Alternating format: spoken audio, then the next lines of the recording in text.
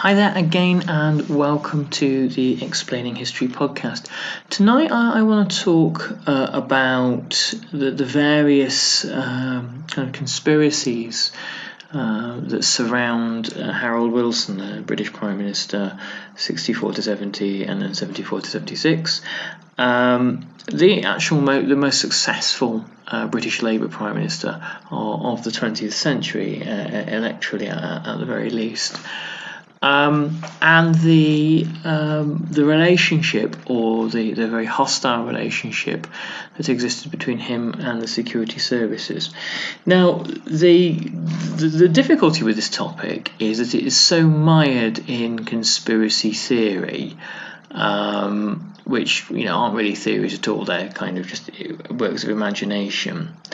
But there are certain aspects of what happened to Wilson which appear to be kind of demonstrably true. The fact that there was at least one military coup planned against him, an abortive one in 1967, which had Lord Louis Mountbatten's name attached to it. I think it's in season 3 of The Crown, in point of fact. Perhaps there was a number of other lesser plots featuring retired military officers about getting rid of Wilson. Who was this dangerous Bolshevik? Well, he was nothing of the sort. Harold Wilson was an establishment figure through and through. He was really from the centre ground of the Labour Party at the time. He believed in nuclear deterrence. He believed in maintaining British bases until unfortunately they became unaffordable. He believed in the royal family. He was, for his time, a kind of skeptical about both America and Europe, and thought that some kind of commonwealth or some kind of retention of the last remaining colonies might be possible. He viewed himself as a patriotic figure. Harold Wilson really posed as working class. He, during the kind of the brief kind of mood of egalitarianism in the late 50s and early 60s, which saw the kind of the rise in popularity of working class pop music in the guys of the Beatles and a number of other kind of working class figures, culturally, people like Michael Caine and Terence Stamp. Wilson was able to pose with his pipe and say things like that he didn't eat smoked salmon, he ate tinned salmon and didn't have champagne. He liked a pint of beer. None of those things were true, in point of fact. Wilson liked the finer things in life and wasn't a pipe smoker. He was a cigar smoker.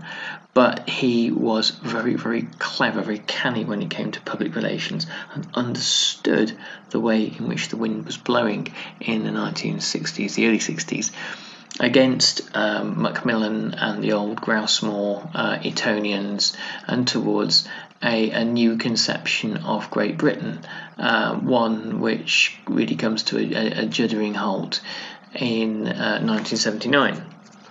Margaret Thatcher, in some ways, tries to kind of appropriate a sort of lower middle class egalitarianism.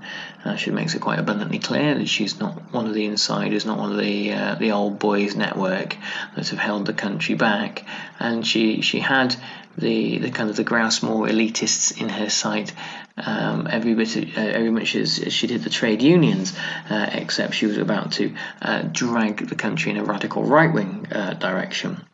So sometimes it's difficult to fathom what the obsession that the security services, the army, the newspaper magnates, who were more than happy to undermine him, and what their kind of their principal objection to Wilson was.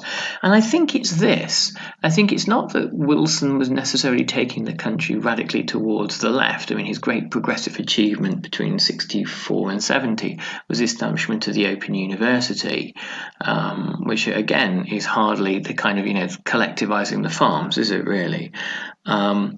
It's his principal issue was that he presided over a period of relative economic decline. There was a boom period in the mid-60s, and by 67, 68, inflation is starting to gradually creep up. Union unrest is growing, and by 1970, when he loses, much to his surprise, to Ted Heath, the country's in some significant trouble, and I think many of Britain's elites who never really view the Labour Party as a legitimate government whenever it kind of comes to power, their view was that, the moment you get a successful Labour leader in charge, the country goes to hell in a handcart. Well, the truth, of course, is that the huge economic problems had been inherited from Macmillan: an overheated economy, a dreadful deficit and balance of payments problems, and all sorts of things. So far so that it was Reginald Maudling who first, Macmillan's treasurer, Hume's treasurer, because it was Alec Douglas Hume he beat, not Macmillan. It was Hume's treasurer who left him a note saying, there's nothing left, basically. There's nothing left in the kitty. Okay, so we're going to dive now into looking at the relationship between Wilson and the secret state. I'm kind of reticent to go down too many rabbit holes. These are only 25-minute podcasts, and to talk about whether the MI6 was really spying on Harold Wilson or they forced him to resign, that's a story for another time. Okay, so this is from former Tory MP Stephen Dorrell and co-writer Robert Ramsay's book Smear: Wilson and the Secret State. And they write, Wilson was not an intelligence insider. He had no direct experience of the world of spooks. His closest contact with the intelligence agencies had been in the 40s during the war, when as the president of the Board of Trade, he received security briefings. When he finally did enter the secret corridors of Whitehall, meeting the chief of MI6, Dick White, Wilson put on the vestments of secrecy like a true patriot. So Wilson was more than happy to embrace the kind of the traditions and the mores of the establishment that he had kind of he had entered. In July 1963, a security row blew up when it was announced that Kim Philby, formerly attached to the Foreign Office, which is a euphemism for MI6 agent, had defected to the Soviet Union. Wilson requested an appointment with the then Prime Minister Harold Macmillan, and in one of those arcane rituals common to the British state, a meeting was arranged behind the Speaker's chair on the Privy Council terms. This meant that the contents of the conversation could not be passed on to Wilson's colleagues. Macmillan reveals in his diaries that he asked Dick White to give Wilson the whole facts. While what was public knowledge could not have been justified, the manifest failure of the Secret Service to keep Philby under control, one simple fact I was given made sense of the story. I was satisfied and felt it my duty to say so in the House without giving reason, and ask my right honourable friends to let it go. This is from Wilson's memoirs. To ensure completely that the opposition leader shared his views on the national interest, Macmillan convened a second meeting on the 11th of May. I had an hour with Harold Wilson, Macmillan wrote in his diary, and tried to explain to him how the so-called security services really worked. It seemed to be right to do so, and he took it quite well. One Labour backbencher, Niall McDermott, knew all about Philby and his true importance as a defector. McDermott had served in MI5 and met MI6 as then head of Section 5 during the war. When McDermott began to raise the matter in the House of Commons, Wilson cut him off by suggesting that there were issues which cannot be discussed across the floor of the House. Next day, Macmillan recorded how grateful he was for Wilson's high sense of responsibility. So again, this is the interesting part about all this. Wilson was very, very good at closing ranks. He saw his responsibility to the security state,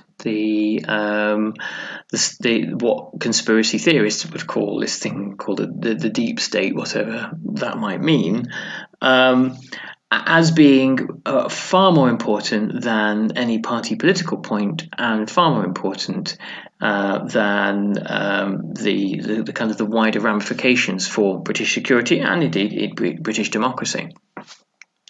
And some might think Wilson to be naive, but also this is in keeping in the main with how Labour leaders function.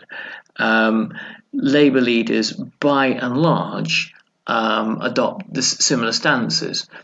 If one looks at Ramsay MacDonald was co-opted very, very quickly into the functioning of the state, so much so that Treasury officials allied with gentlemen from the City of London would visit him and explain to him really how the economies ought to work, and disabuse him of any perhaps slightly Bolshevist notions he had. Again, Ramsay MacDonald had none. Later on, when we look at Attlee is a wartime Labour leader and Deputy Prime Minister, and a kind of a thorough member of Britain's cabinet, and Britain's Churchill's wartime cabinet, and after the Second World War is chief in helping Britain acquire the atomic bomb and defending Britain's overseas assets. Clement Attlee was not a radical decoloniser, no matter what is suggested. He decolonised India and Palestine when there was so much prospective pain involved for Great Britain, and the likelihood of huge bloodshed and conflict in order to hang on to these colonies, that there seemed to be no other point. There were all sorts of interesting and radical plans to reshape and remodel Malaya, to develop Malaya, and to use the wealth of Malaya, which was considerable, in order to support Britain's welfare state.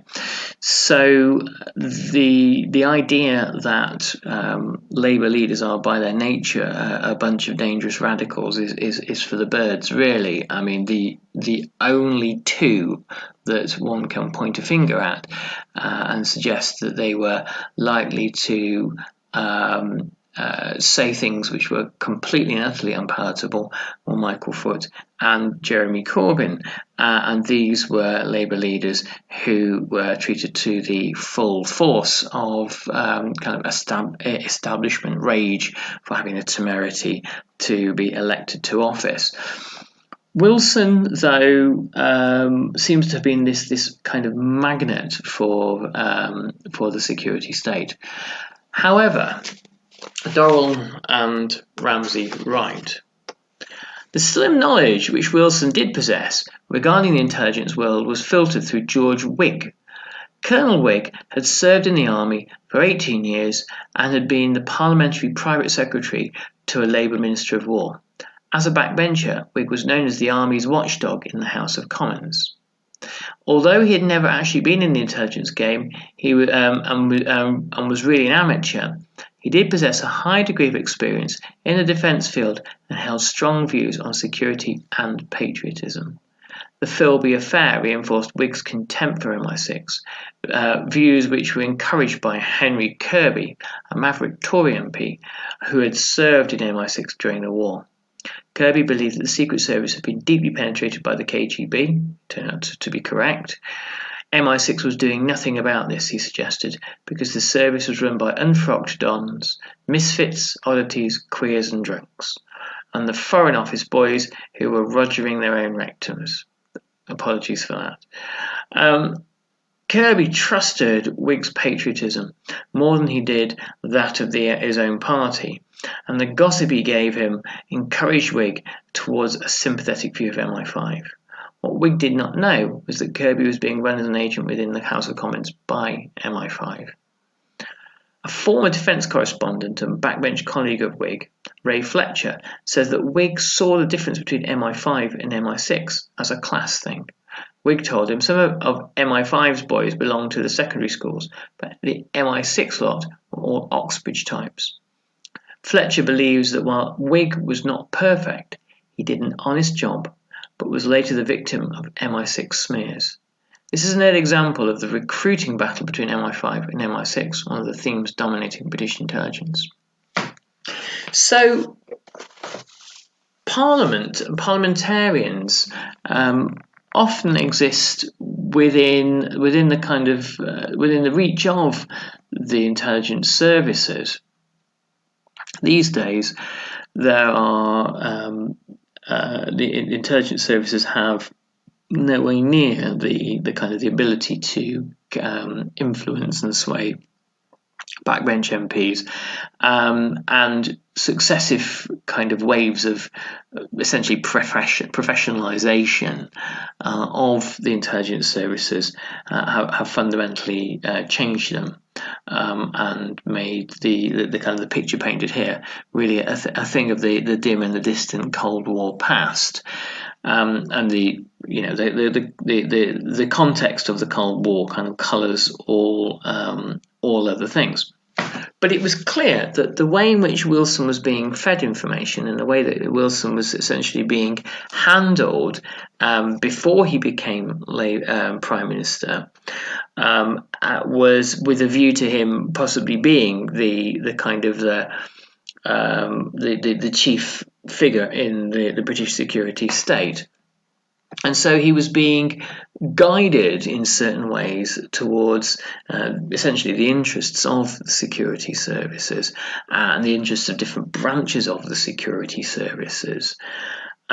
Wilson himself, as it says at the start of the book, Wilson was no kind of insider, and there have been a few prime ministers. I mean, Churchill is obviously a glaring example, but also Anthony Eden and Harold Macmillan, who were very familiar with the security services, very familiar with the intelligence services, and understood their working and were accepted into their world.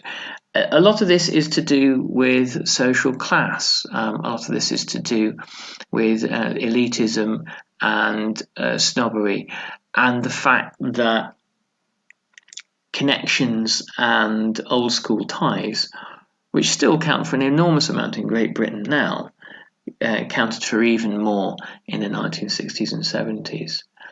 When Philby was exposed, or when it was strongly intimated that Philby might be a Soviet agent, it was Macmillan, as Foreign Secretary, that made a statement in clearing his name, and it was only upon his defection that the scandal broke loose.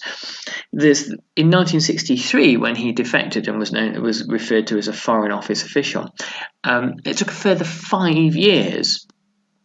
And it was the Sunday Times and the brilliant journalist Philip Knightley, who I was fortunate to correspond with before he passed away, who finally broke the story that Kim Philby was not in fact a junior Foreign Office clerk, but was head of counterintelligence at MI6.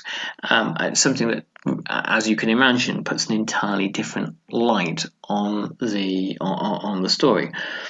The establishment was utterly mortified by Philby's betrayal, but closed ranks, as establishments the world over tend to do. And the fact that so many of those who were left looking foolish were connected by allegiance, by friendship, by school background and university, pointed out to many that the security services and the establishment themselves were kind of grossly incompetent. One of the things that's made abundantly clear by Philip Knightley in his book Philby, KGB Master Spy, which is an amazing account of Philby's life and probably one of the most accurate ever penned in a kind of a field where a lot of nonsense is written about the guy. One of the things he points out is that there was a widespread belief that whoever the mole was, it couldn't be Philby because he was a good guy and he'd been to the right school. Philby was eventually rumbled, not by anyone from Great Britain initially, but by an FBI officer who, as Philby was the MI6 guy in Washington, and so many joint MI6 and CIA operations behind the Iron Curtain kept failing, the FBI looked at the people who were involved and just said, this can't be pure chance. It was straight police work and looking at the evidence dispassionately that first began to point to the fact that Philby was compromised or working as a double agent and betraying agents who are dropped into places like Bulgaria.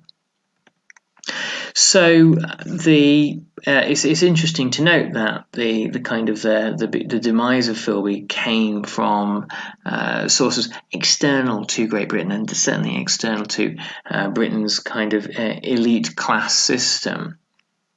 Coming back to Wilson, Wilson's decision to leave office after his return to power in 1974 was based in part on the fact that he wasn't well.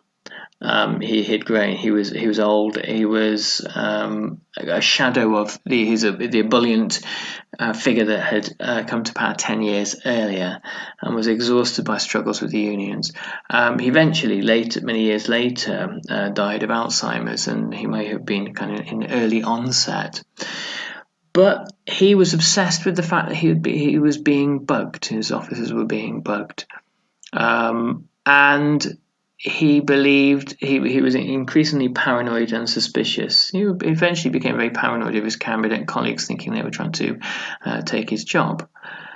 But the evidence to suggest that he was being bugged is not inconsiderable. Now, like I said, that's a kind of a topic for the future, and I do hope to cover it.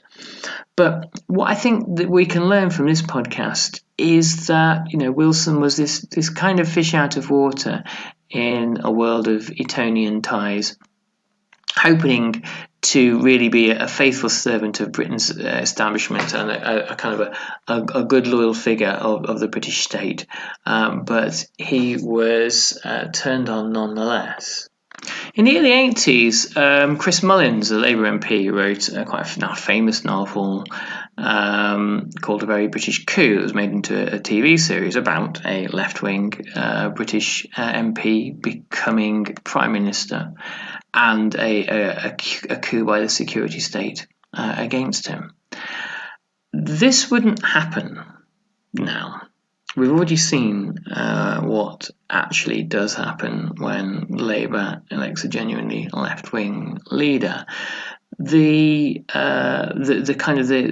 sharp teeth of the British state don't have to do anything at all, because their best guys within the Labour Party are the ones that take care of the problem.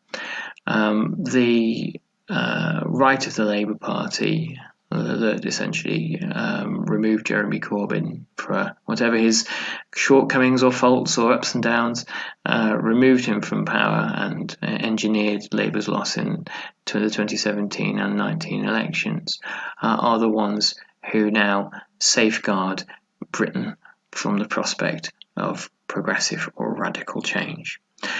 Thanks very much for listening. And I'll catch you on the next Explaining History podcast. Do swing by our website, www.explaininghistory.org, and there's always a bit of interesting new content on there. Check us out in the Explaining History podcast Facebook group. Always some interesting articles going up there. And I'll look forward to speaking to you all soon. All the best. Bye-bye.